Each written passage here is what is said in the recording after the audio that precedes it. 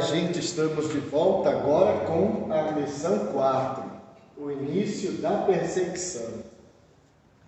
É claro que aqui já pressupõe que houve uma perseguição, né? O início da perseguição. Para discutir esse assunto, nossa revistinha traz 3 tópicos: o povo, as autoridades e os apóstolos. Primeira coisa a entender aqui é que a igreja, nós precisamos ter claro isso. A igreja é um projeto de Deus, é corpo de Cristo, é povo de Deus.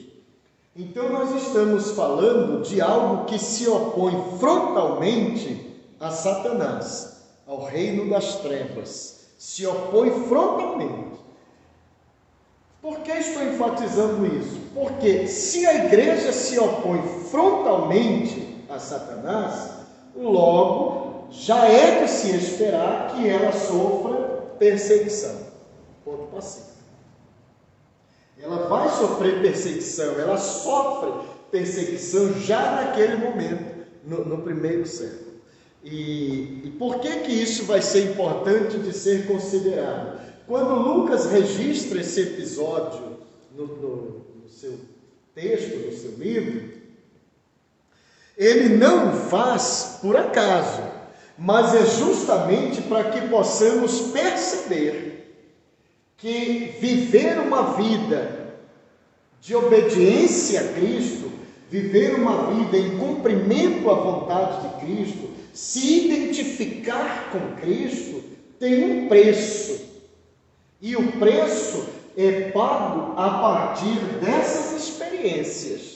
Ou seja, o mundo não vai olhar para você e bater palma. Olha que bom, que coisa linda. Aquele rapaz ali saiu das drogas e agora ele serve a Cristo. O Satanás não vai deixar isso passar em branco, de maneira alguma. Porque cada vida que deixa o mundo e vem para Cristo significa uma perda para Satanás. É um prejuízo para Satanás. Por quê? Porque ele investiu naquela vida. Ele investiu para que ele se tornasse um drogado, ele investiu para que ele se tornasse um marginal, ele investiu para que ele se tornasse uma pessoa destruída, ele investiu para que ele se tornasse uma pessoa sem perspectiva, uma pessoa infeliz. Houve um investimento do Satanás. E agora essa pessoa larga tudo e vem para Cristo.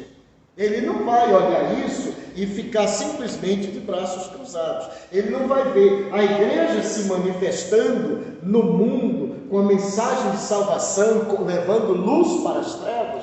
O inimigo não vai olhar isso passivamente. Ele vai agir frontalmente, que é justamente para deter essa ação da igreja. E é o que vai acontecer aqui, Lucas vai mostrar, porque no fundo, o que nós temos aqui são 2 poderes que estão em conflito, em confronto. É o poder de Deus de um lado e o poder de Satanás do outro. O poder da luz de um lado e o poder das trevas do outro. E todos estão lutando por nossas almas. Porque todos têm interesse em nossas almas. E claro, nós temos que ter, no bom senso, nós temos que ter interesse pela luz.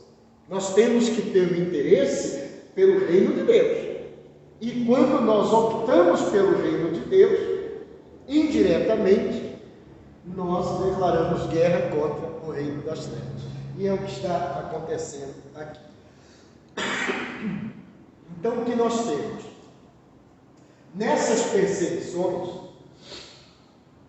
os apóstolos vão ser perseguidos, mas nós vamos ter também, nessa perseguição, nós vamos ter um diácono, que vai ser perseguido, que é o Estevão, por exemplo. Não é um apóstolo, é um diácono, mas ele vai ser perseguido. Os apóstolos vão ser colocados na prisão. Tudo isso nós temos que entender que faz parte do processo da caminhada. E isso começa a se desencadear por causa da pregação. uma pregação que não está presa, uma pregação que não está engessada, mas é uma pregação livre, onde os apóstolos vão pregar a verdade, eles vão anunciar o Cristo ressurreto, eles vão anunciar o pecado, vão anunciar a salvação, vão anunciar que a única maneira de o homem se livrar do pecado é pelo arrependimento, é pela confissão e a entrega a Jesus Cristo. E isso vai mexer com muitos interesses, vai mexer com o brilho de muita gente. Então nós vamos aí por partes, tá? Primeira coisa aqui, o povo. Dentro dessa perseguição, vamos levar em conta o povo. Primeiro, um povo carente. A mensagem de Cristo, pelo relato dos evangelhos, de maneira geral, e nós podemos nos ater também ao evangelho de Lucas, considerando que é ele o autor de Atos dos Apóstolos. No próprio Evangelho, Lucas vai mostrar que Jesus se volta para as pessoas carentes. E aqui os apóstolos vão fazer a mesma coisa. Por quê?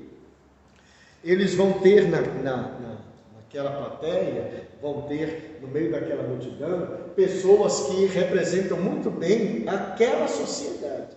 Eles vão ter pessoas coxas, eles vão ter pessoas paralíticas, eles vão ter pessoas possuídas por espíritos malignos.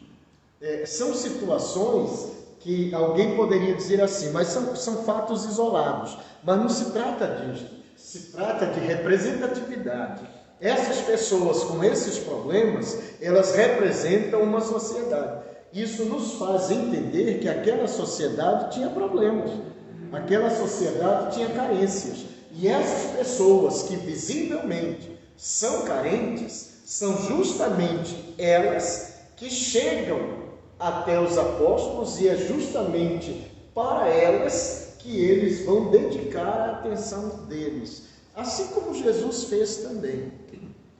Então, você tem aí um povo carente, um povo que sofre, um povo que padece, um povo que tem necessidades. Isso é até curioso quando a gente traz essa observação ainda que está aí na sua revistinha, porque um dos milagres mais extraordinários vai acontecer quando a pessoa carece de saúde, carece de uma restauração física, e ela está a esmolar na frente do templo, na frente de uma porta chamada Formosa. E não é à toa que tem esse nome, porque ela era realmente muito bonita, com os seus enfeites, com os metais, com o que foi construída, era belíssima. Então, por isso, até recebe a alcunha de Formosa. Agora, é curioso, porque ali você tem, no templo, no portal, você tem o que há de mais belo, o que há de mais pomposo, de mais vistoso e exuberante.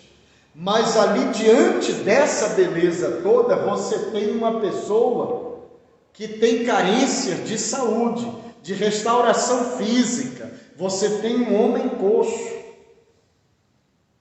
E isso, se nós pensarmos hoje, quantas vezes nós passamos por aí, pelas nossas andanças na cidade, ou na sua cidade, no seu bairro aí, em algum lugar, você às vezes depara com um templo luxuoso, e ao redor pessoas pobres, carentes.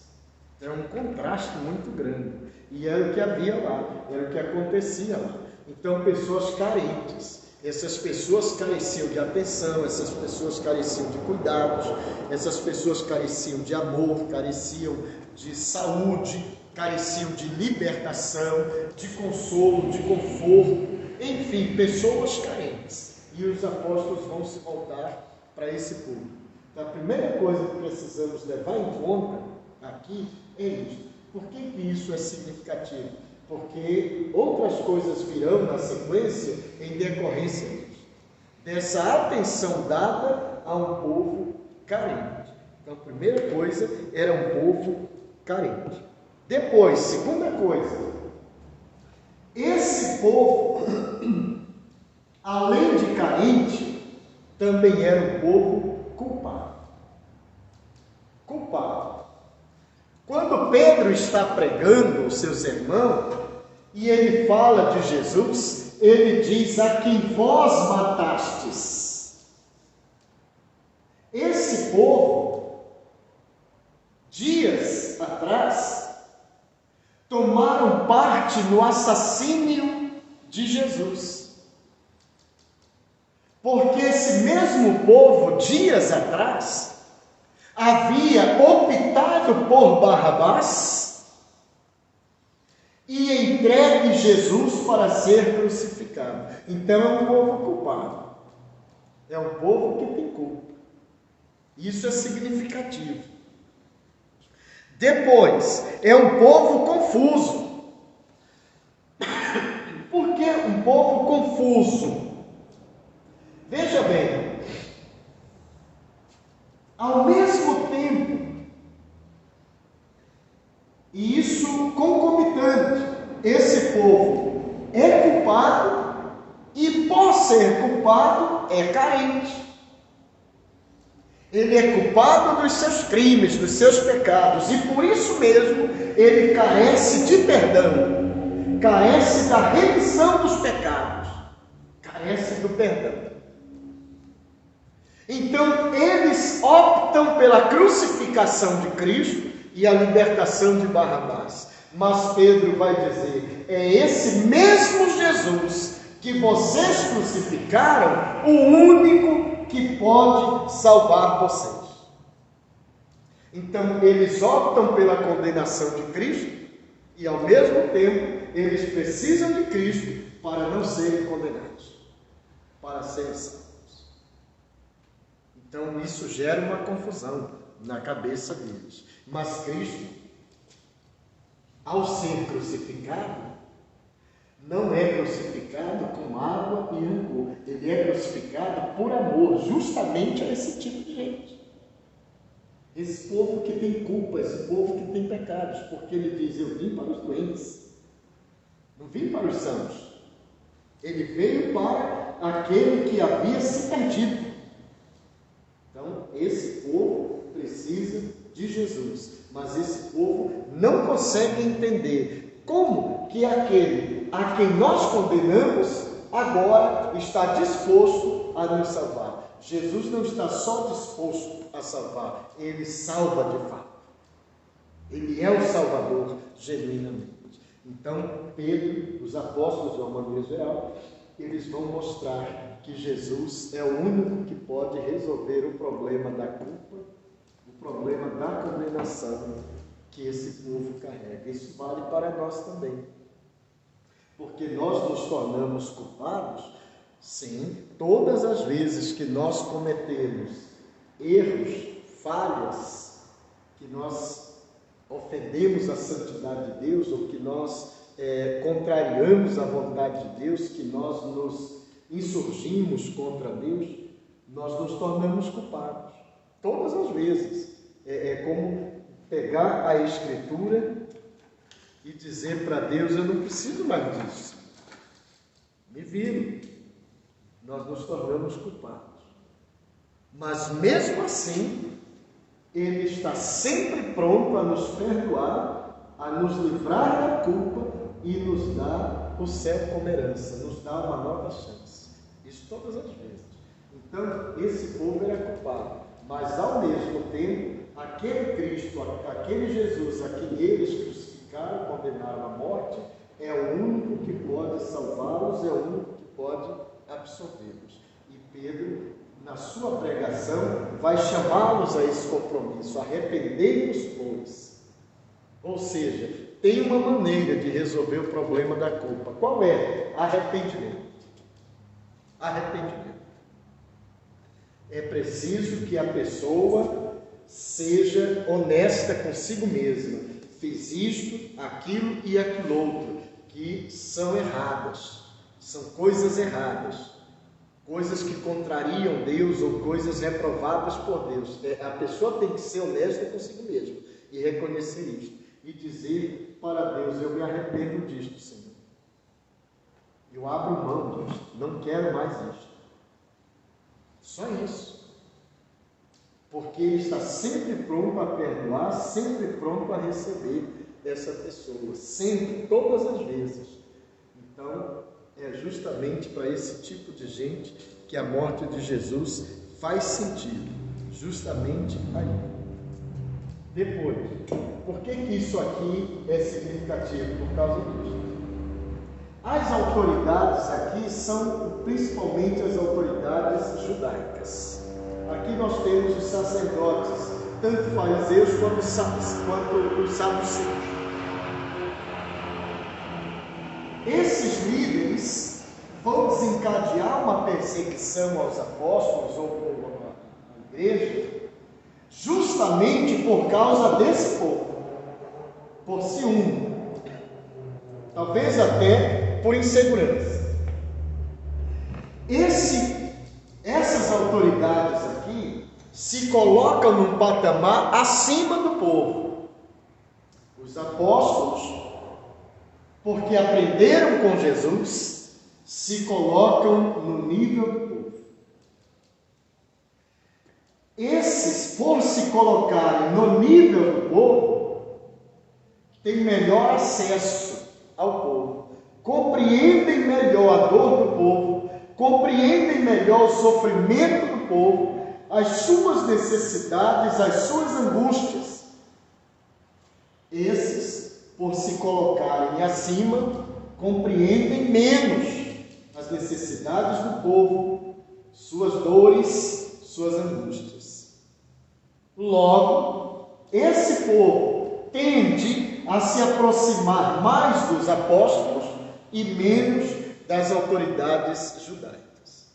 Tem a tendência de acatar mais a mensagem dos apóstolos do que a mensagem das autoridades judaicas. Isso desperta ciúme, isso desperta insegurança, isso gera neles uma raiva, quiçá um ódio dos apóstolos.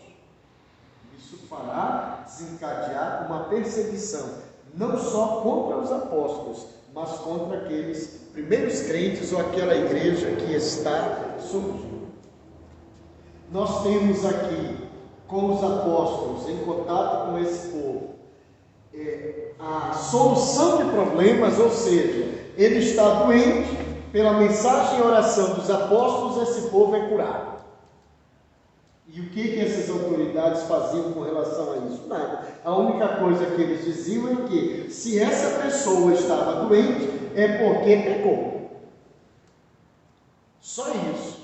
Mas esses vinham com uma mensagem que dizia que Jesus Cristo podia curar, se ela cresce. Eu creio, então pronto, você está curada. Acabou o problema. E a cura não representava pura e simplesmente a cura física, mas representava uma restauração da vida. A cura não só da saúde física, a restauração da saúde física, mas representava a cura da alma. Essa pessoa passava a viver uma novidade de vida, porque a partir daquela experiência, ela cria em Cristo e seguia os passos de Jesus, ou seja, passava a permanecer na doutrina dos apóstolos. Isso é muito importante, e isso aqui vai gerar toda essa ciumeira danada que vai fazer com que eles se levantem contra os apóstolos a ponto de, inclusive, levar à morte, como no caso de Estevão. Você vai ter mais adiante também o caso de Tiago. E depois, por fim, no decorrer da história, todos os apóstolos vão ter um fim trágico, exceto João, o apóstolo, porque ele é o único que vai morrer de velhice, não é? Todos os outros serão assassinados. Então, deixa isso para um outro momento, tá? Mas aí você tem por que essas autoridades ficam com tanto ciúme dos apóstolos? Porque aquilo que os apóstolos trazem como mensagem de Deus e como ação de Deus, eles trazem para o povo. O povo é que recebe essa graça, o povo é que recebe o dom da salvação, o povo é que recebe o dom da libertação, o dom da cura, enfim, a graça de Deus. Os apóstolos são os enviados e esse povo é quem recebe esta graça. E essas mesmas autoridades na pregação de Pedro, ele vai dizer: vocês mataram o Messias, vocês mataram aquele que vocês tanto esperavam. Ele veio e vocês mataram. E vocês mataram, não foi qualquer um não, foi o Filho de Deus. Então essas autoridades não eram poupadas pelos apóstolos. Quando os apóstolos diziam para o povo: vocês são culpados por matar um inocente, os mesmos apóstolos também diziam isso para os líderes judaicos: vocês são culpados sim, vocês não são inocentes, vocês têm culpa, vocês mataram um injusto, mataram um inocente. Eles que se colocavam acima de tudo e de todos e se consideravam a perfeição, agora ouvem esses apóstolos dizendo que eles são culpados e culpados de assassinato. É claro que isso vai deixá-los muito enfurecidos, muito indignados. Mas a mensagem dos apóstolos, ela é livre. Ela não está presa, não. O único compromisso deles é com a verdade de Deus. E eles estão pregando a verdade com a autoridade que o Espírito Santo deu a eles. Naquele dia do Pentecoste, ao ser derramado o poder do Espírito Santo, ao se manifestar o Espírito Santo, esses apóstolos receberam essa graça de pregar a verdade com autoridade e com conhecimento. E eles fazem isso até mesmo afrontando essas autoridades hipócritas como eram os fariseus e os saduceus. Ressentidos, essas autoridades também estão ressentidas. Mas estão ressentidas por quê? Porque não há neles o mesmo poder que há nos apóstolos. Esses homens operam cura e libertação. Esses homens têm uma mensagem contundente. Esses homens conseguem levar a esse povo que é culpado e é sofrido, conseguem levar alento, conseguem levar perdão, conseguem levar salvação. Eles não conseguem. Estão ressentidos.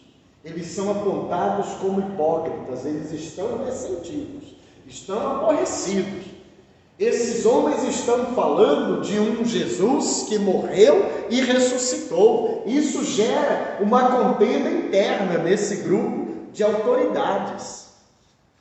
Porque você tem os fariseus de um lado que acreditam na ressurreição, e você tem os saduceus de outro lado que não acreditam na ressurreição. E aí vem esses apóstolos e dizem que Jesus, que fora morto na cruz, ressuscitou. E é ele o líder da igreja, é ele o cabeça da igreja, é ele quem salva, é ele quem perdoa, quem liberta, quem cura. E para piorar a situação para esses fariseus e saduceus, esses apóstolos têm a favor deles que tudo aquilo que eles dizem na pregação, eles têm o poder do Espírito Santo para realizar na prática. Eles vão realizar os sinais prodigiosos. E essas autoridades não têm esse poder, não têm essa autoridade. Então é claro que eles vão ficar muito bravos com esses apóstolos. Ao mesmo tempo, essas autoridades, você tem aí na sua folhinha, na sua revista, ficam admiradas com esses apóstolos. Por quê? Eles prendem Pedro e João, que são analfabetos de pai, mãe e parteira. E eles ouvem a eloquência com que eles falam e o conhecimento com que eles falam e a maneira com que eles falam. e eles chegam à conclusão: esses homens realmente andaram com Jesus. Por quê? Falam como ele, têm a autoridade que ele tinha. Eles realizam os sinais que ele realizou. Estão admirados, como pode isso? Ou seja, há coisas que você pode negar, mas essas não dá para negar. Porque são fatos incontestes, eles estão falando com uma sabedoria que não é própria deles. Eles estão operando sinais, prodígios e maravilhas que não é própria deles. E aí? E tem que reconhecer que tem algo de sobrenatural aí. Então é claro que isso vai deixá-los enfurecidos e de alguma forma eles vão tentar calar, tentar parar esse avanço que os apóstolos estão tendo, que a igreja está tendo. Ao mesmo tempo, essas autoridades se tornam ameaçadoras. É curioso aqui, ameaça, porque até na legislação brasileira, ameaça é crime. E aqui eles já eram considerados culpados, e sendo ameaçadores como eles eram, se tornam mais culpados ainda. E eles vão ameaçar os apóstolos: olha, vamos soltar vocês, tá? Vou embora.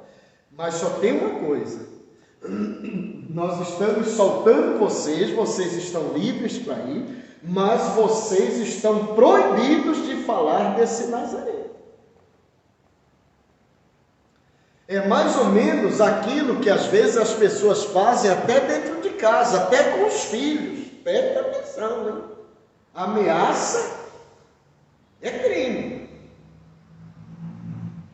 E às vezes a pessoa diz: olha, faz isso e tu vais ver o que vai te acontecer, tá? Experimenta. Se ameaça. Se ameaça. E eles estavam ameaçando. Estão proibidos de falar desse Nazareno. Sob que pena? Sob pena não só de voltar para a prisão, como também de serem condenados à morte. Simples assim. Então são ameaças. Essas autoridades se tornam ameaçadoras. Quando é que uma pessoa se torna ameaçadora? É quando ela não tem mais recursos. Ela sente a sua impotência. Ela se sente totalmente impotente. Então a única forma que ela encontra é de coagir o outro, metendo medo, apavoramento, para que o outro, enfim, faça o que ela está dizendo. Perdeu totalmente o controle da situação. Foi o caso aqui. Eles perderam totalmente o controle sobre o povo, o controle da situação, porque o que os apóstolos estão fazendo coloca-os em xeque, coloca a autoridade deles em xeque, o discurso deles em xeque. Mas os apóstolos respondem: nós não podemos deixar de falar daquilo que vimos e ouvimos, aquilo que nós sabemos, porque nós estivemos com Cristo, aquilo que nós vivenciamos com Ele, aquilo que nós recebemos dEle, aquilo que nós vimos Ele fazer. Nós não podemos nos calar diante disto. Em outras palavras, se vocês tiverem que nos matar, então que seja agora, porque nós vamos continuar falando, tá, Marco? É basicamente isso que eles estão dizendo. Então, nós precisamos observar essas coisas. Por que isso aqui é significativo? Essas autoridades se tornam perseguidoras dos apóstolos por causa daquilo que está acontecendo no meio desse povo. Os apóstolos realizam as obras de Deus no meio do povo, essas autoridades estão perdendo o controle, perdendo o domínio da situação. Como eles não têm outra maneira de deter o movimento que está se desenrolando, eles então começam a perseguir os apóstolos e perseguir a igreja com o intuito de debelar o movimento. Presta atenção. E quanto aos apóstolos, nesse início de perseguição, eles têm poder do alto. Ficai na cidade de Jerusalém, até que do alto sejais revestidos de poder. Lembre-se sempre disso. Ficai, permaneça aí, até sempre. Depois recebereis poder quando o Espírito descer sobre vocês. Bom, eles ficaram, eles permaneceram, o Espírito desceu e eles agora têm poder. Poder para quê? Para realizar as obras de Deus.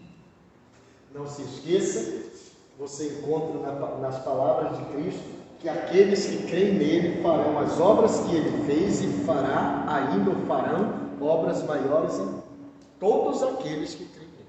E aqui nós estamos vendo nesses homens simples de formação, a maioria maciça deles, analfabeto de pai e mãe parteiro, mas eles estão fazendo as obras de Deus. E eles estão realizando com uma autoridade ímpar, estão realizando de forma extraordinária a obra de Deus, sendo que nenhum outro líder religioso, nenhuma outra autoridade jamais conseguiu ter tal autoridade. E eles têm. Por quê? Estão revestidos do poder que vem do alto. Então, não é pela força, não é pela violência, como diz o profeta, que realizamos as obras de Deus, mas é pelo Espírito de Deus.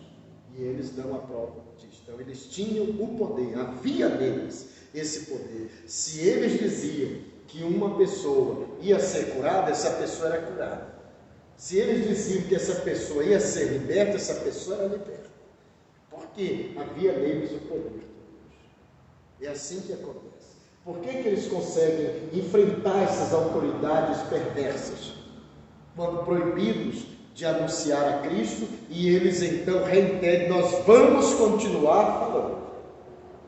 Vamos continuar falando. Por que eles fazem isso? Porque eles têm o poder de Deus para lhes capacitar a realizar essas obras de Deus e enfrentar, inclusive, o perigo. Havia neles mensagem. Que mensagem é essa? A mensagem deles é a palavra de Cristo.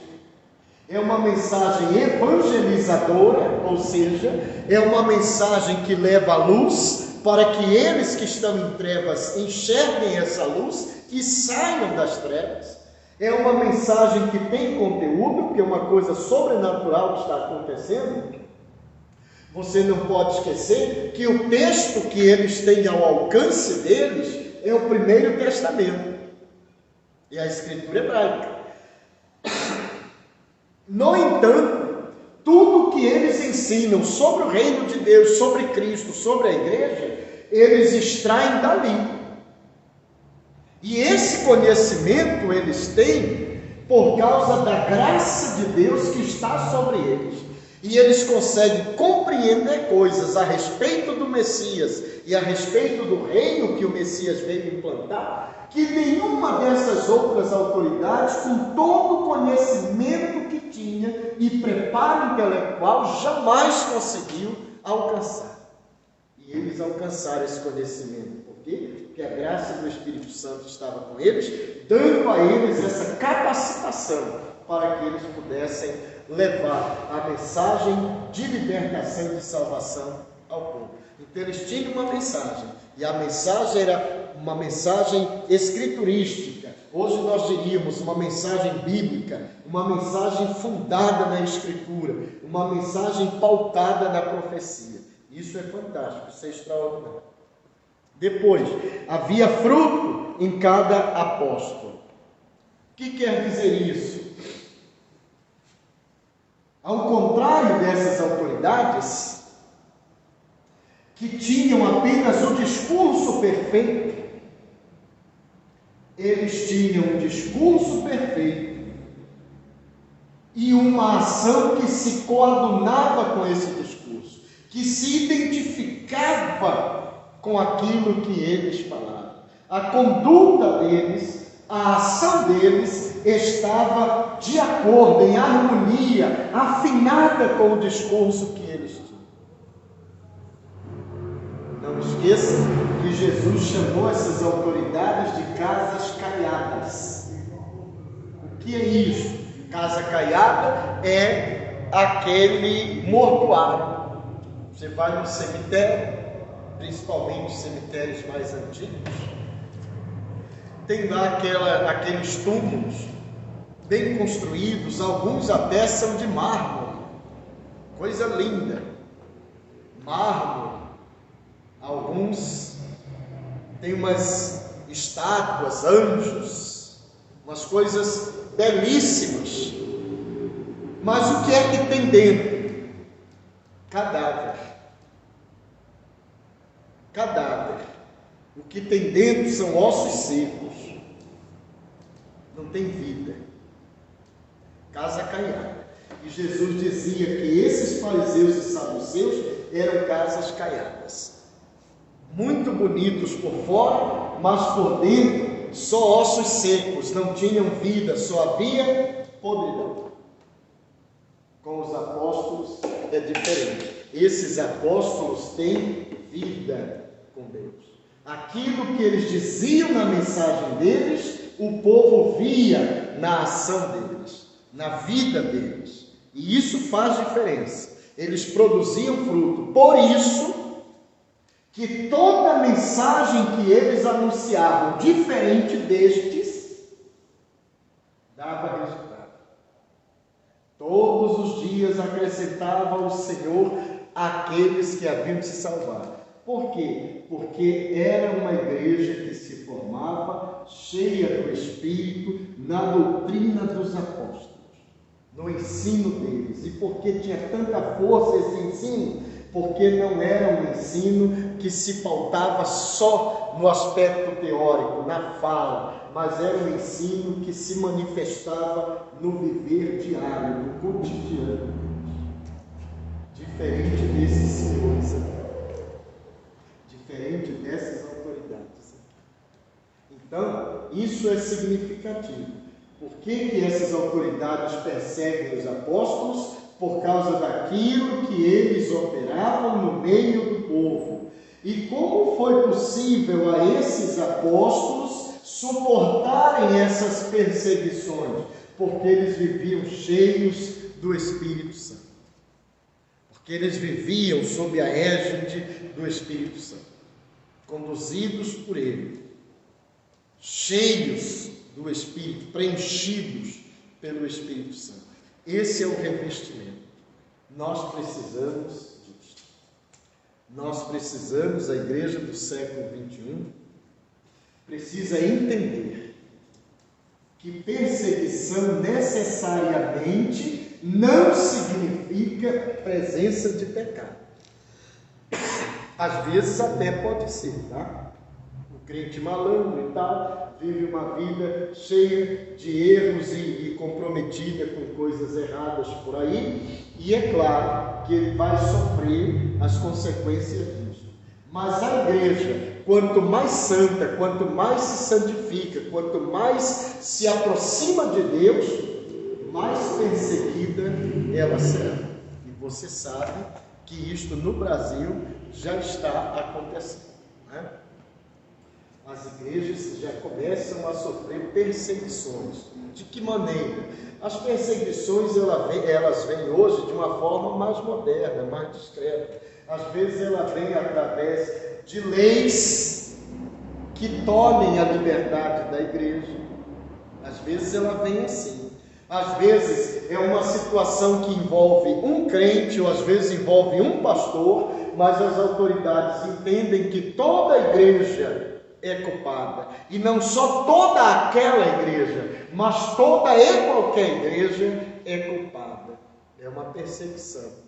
É uma perseguição, quando na verdade se trata de um fato isolado, de uma pessoa que fez uma besteira e que não necessariamente aquela igreja fez a besteira e que não necessariamente todas as igrejas fizeram aquela besteira. Mas logo a imprensa cai em cima, aí vem as autoridades e vem todo mundo. Mas deixa isso quieto por enquanto. Você, como crente, precisa entender que os problemas vêm, que as provações vêm. E quanto mais você se aproximar de Deus, mais você será alvo de perseguição. Por quê? Porque o Satanás não fica satisfeito em ver você se aproximando de Deus. Então é claro que você será um alvo cada vez maior.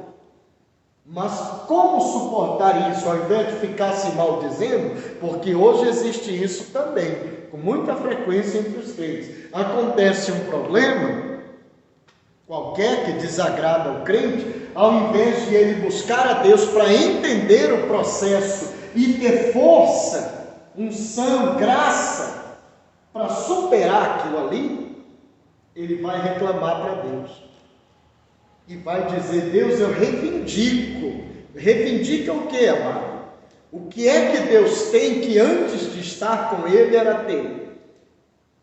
Porque para reivindicar, tu só podes fazê-lo se o objeto da tua reivindicação for primeiramente tua, antes de ser do outro.